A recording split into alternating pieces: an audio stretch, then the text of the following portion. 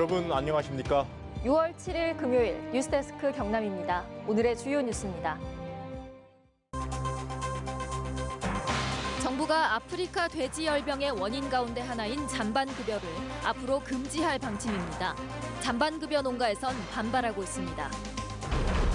관용차를 몰다 음주 사고를 낸 창원시설공단 직원이 무면허 상태에서 관용차 관리 업무를 맡아온 것으로 드러났습니다.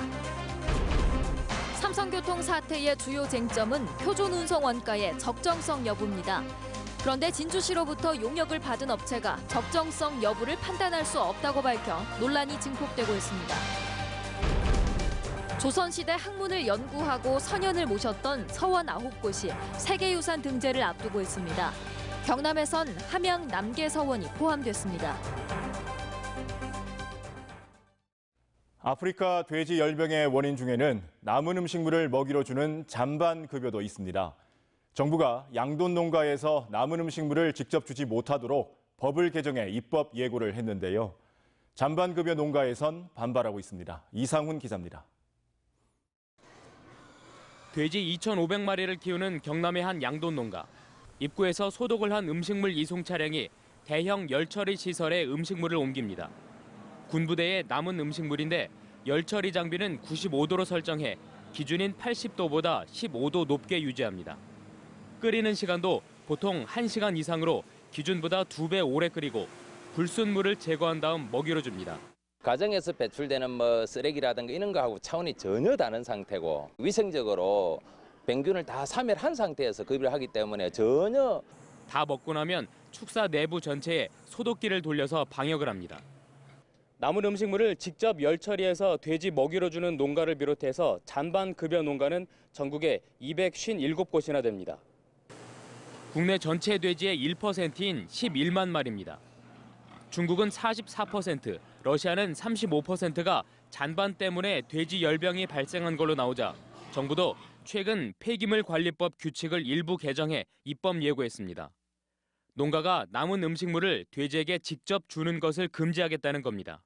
입법 예고한다고 해서 이대로 법이 다 되는 것도 아니고요. 가정이 급하거나 이런 것들은 판단 빨리 하겠지만 그래도 또 이거를 관계 이해관계자라든지 관련 부처라든지. 그러나 잔반 급여 농가들은 잔반을 그대로 주는 다른 나라와 달리 국내에선 열처리를 의무적으로 하기 때문에 사정이 다르다고 말합니다. 또 당장 잔반 급여를 중단할 경우 대책도 문제가 있다고 말합니다. 수억 정도로 투자가 이미 소요가 되었고 시설 자체가 사료로 전환하는 데는 상당한 기일도 필요할 뿐만 아니라 원가에서도 전혀 타당성이 없는 잔반 급여 농가들은 오는 10일부터 남은 음식물 수거를 거부하고 농식품부 앞에서 집회를 열기로 했습니다. MBC 뉴스 이상훈입니다. 창원시설공단 직원이 관용차를 몰다 음주 사고를 냈다는 소식 얼마 전 보도해드렸는데요. 취재 결과 공 씨는 무면허 상태에서 관용차 관리 업무를 맡아온 것으로 드러났습니다. 서창우 기자가 취재했습니다. 창원시설공단 직원 공모 씨가 만취 상태에서 관용차를 몰다 사고를 낸 건 지난 3일 밤. 자칫 대형 인명피해로 이어질 뻔했는데 사고 당시 공 씨는 무면허 상태였던 것으로 드러났습니다. 그래 들어온 지만 30초도 안 돼갖고 봐갖고 들어온다가 놀랬다니까 그래. 그런데 공 씨의 음주 전과는 이번이 전부가 아니었습니다. 6년 전에도 만취 상태로 자신의 차를 몰다 면허가 취소됐고 음주 사실을 숨겨 내부 징계는 피할 수 있었습니다. 문제는 공단이 관련 사실도 모르고 올해 2월부터 공 씨에게 차량 관리 업무를 맡겼다는 것. 공 씨는 무면허 상태에서 최근까지 부서장 결재까지 받고 9차례나 관용차를 몰았던 것으로 확인됐습니다. 업무를 주는 데 있어가지고 꼼꼼하게 확인했었어야 되는데 조금 부족했던 것 같습니다. 공단 내부 규정에 따르면 관용차를 사용하기 위해선 보험 약관에 따라 반드시 면허증 소지자가 운전을 해야 합니다. 하지만 공 씨의 면허증 소지 여부를 확인하는 사람은 아무도 없었습니다. 직원들이 왔을 때 그걸 하나하나 사람한테 그게 있는지 없는지를 물어보지는 않거든요. 도를 넘은 근무 기강 회의로 비난을 받고 있는 창원시설공단.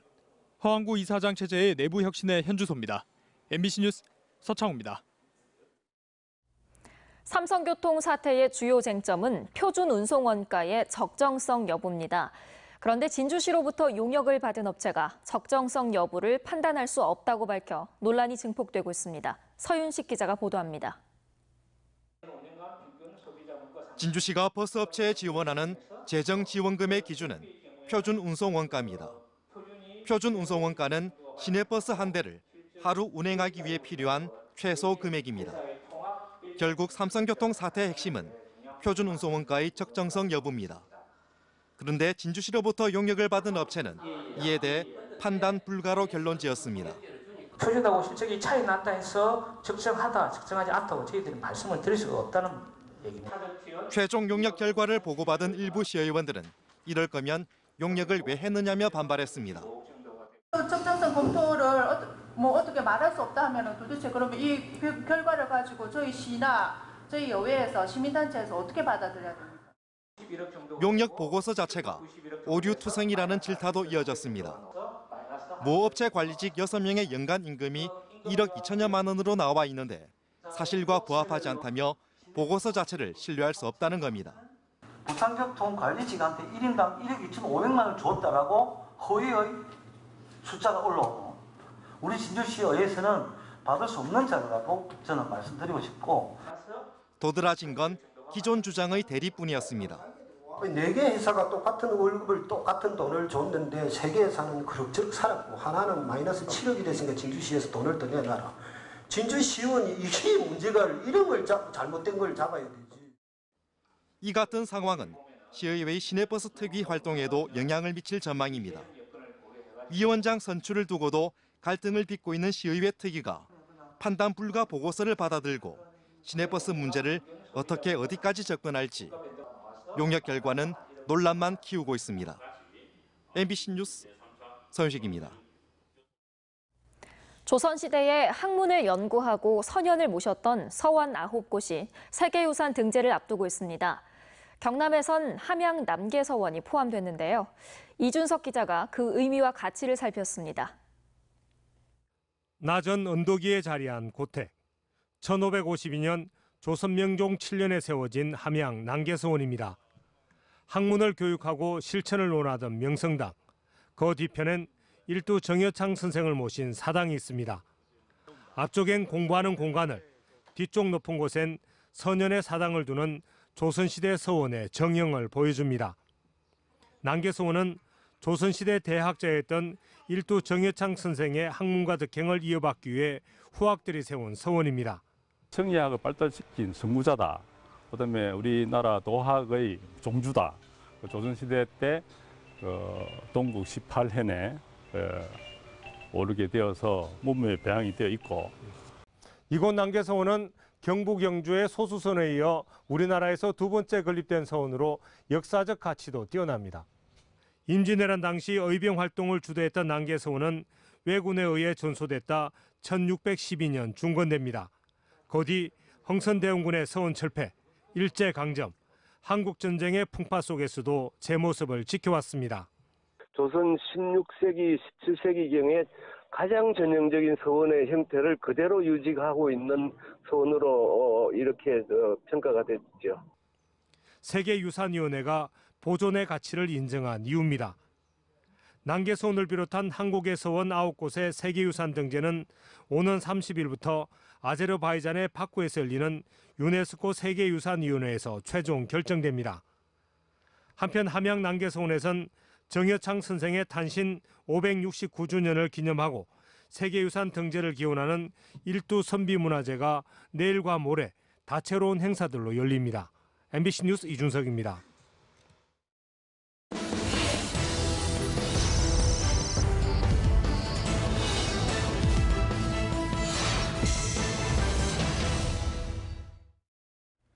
김지수 도의회 의장이 경남 학생 인권 조례안 본회의 직권 상정을 거부하고 더불어민주당 경남도당이 김 의장 결정에 지지 입장을 밝힌 가운데 학생 인권 조례 제정을 찬성하는 민주당 도의원들이 의원총회 소집을 요구하고 나섰습니다.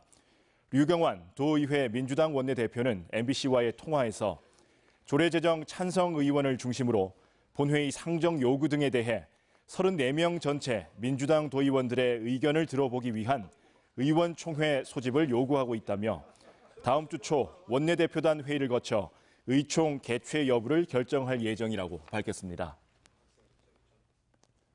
경남교육청이 고등학교 무상교육을 위해 도의회에 제출한 조례 개정안이 소관 상임위인 교육위원회를 통과했습니다. 오는 17일부터 시작될 추경안 심사 과정에서 관련 예산이 삭감 없이 통과될 경우 경남교육청은 올해 2학기부터 고등학교 3학년을 대상으로 무상교육을 할 수 있을 전망입니다. 한편 도의회 교육위원회는 조례안 심의 과정에서 제도 시행을 위한 추경 예산안과 예산 편성의 근거가 될 조례안을 동시에 제출한 도교육청을 질타하기도 했습니다. 창원시는 방송통신위원회에 시청자 미디어센터 창원 유치가 확정됐다고 밝혔습니다. 2021년 창원시 의창구 중동지구의 개관 예정인 경남 시청자 미디어센터는 미디어 교육과 시청자 방송 참여 지원, 장애인 방송 제작 지원, 시청자 참여 행사 개최 등의 업무를 맡습니다. 사활이 걸린 성동조선해양의 세 번째 매각 절차가 오늘부터 본격 진행됩니다. 창원지방법원과 성동조선 매각주관사인 3.1회계법인은 오늘까지 성동조선 인수의향서 접수를 마감하고 예비실사를 거쳐 오는 13일 본입차를 통해 우선 협상 대상자를 선정할 계획이라고 밝혔습니다. 이번 3차 매각 방식은 공개 경쟁 입찰로 성동조선 통영조선소 전체를 일괄 매각하는 방식과 이하드만 분할 매각하는 방식 모두 허용됩니다. 지난달 22일 야생의 따오기를 방사한 창녕군이 상징물인 군조와 군화를 각각 따오기와 가시연꽃으로 바꿨습니다. 창녕군은 우리나라에서 멸종된 따오기를 복원한 의미가 크고 군의 청정 이미지를 대표할 수 있다는 의미에서 군조를 따오기로 우포늪에서 자생하는 멸종위기종인 가시연꽃을 군화로 바꿨다고 밝혔습니다. 매년 여름에 반복되는 오존주의보 발령 횟수를 줄이기 위해 김해시가 휘발성 유기 화합물 배출 시설을 특별 점검합니다. 주로 페인트 희석제나 도장 시설에서 주로 발생하는 휘발성 유기 화합물은 강한 햇빛과 반응해 오존을 만들어 인체에 피해를 주고 있으며 김해시는 관련 시설을 점검해 위반 행위에 대해선 행정처분하고 명단을 공개할 예정입니다. 환경부가 건물 유리창에 부딪혀 폐사하는 새들을 줄이기 위한 대책을 추진합니다. 환경부는 최근 경남에서 천연기념물인 팔색조가 건물 유리창에 부딪혀 죽거나 다치는 사례가 잇따르고 있고 해마다 700만 마리의 야생조류가 투명창과 충돌해 폐사하고 있다며 투명창에 충돌 방지 테이프를 부착하는 조류 충돌 저감 시범 사업을 할 계획이라고 밝혔습니다. 또 특정 무늬 유형의 테이프 등 다양한 조류 충돌 방지 제품과 안내 홍보물 등을 제작하고 조류 충돌 모니터링도 할 예정입니다. 거창 지역의 11개 시민사회단체들이 오늘 거창군청 앞에서 기자회견을 열고 거창국제연극제 상표권 매매 계약을 파기하라고 거창군에 요구했습니다. 이들 단체는 소송에 휘말린 상표권 매매 계약에 대한 의심과 논란이 증폭되고 있다며 독선적 행정의 결과인 이번 계약을 무효화하고 책임 공무원을 처벌하라고 주장했습니다. 지금까지 경남 소식이었습니다. 시청해주신 여러분 고맙습니다.